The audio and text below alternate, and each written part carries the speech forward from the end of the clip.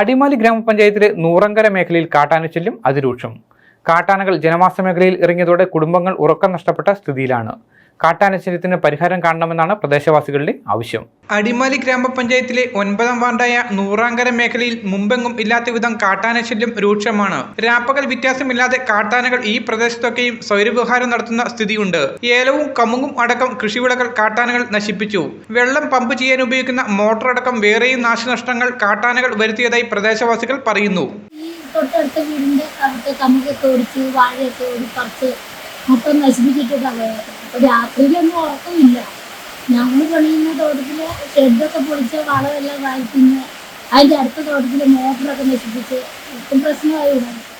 കൊളകല്ല് ഭാഗത്തു നിന്നടക്കം 2 ഇടങ്ങളിലൂടെ കാട്ടാനകൾ നൂറാങ്കര ഭാഗത്തേക്ക് എത്തുന്നുവെന്നാണ് പ്രദേശവാസികൾ നൽകുന്ന വിവരം. 100-നടുത്ത കുടുംബങ്ങൾ ഈ മേഖലയിൽ താമസിക്കുന്നുണ്ട്. കുരങ്ങാട്ടി പീച്ചാട് റോഡ് കടന്നു പോകുന്നതും കാട്ടാനകൾ ഇറങ്ങുന്ന ഈ ഭാഗത്തു കൂടിയാണ്. കാട്ടാനശല്യം വർദ്ധിച്ചതോടെ കുടുംബങ്ങളുടെ ഉറക്കം നഷ്ടപ്പെട്ട സ്ഥിതിയുമുണ്ട്.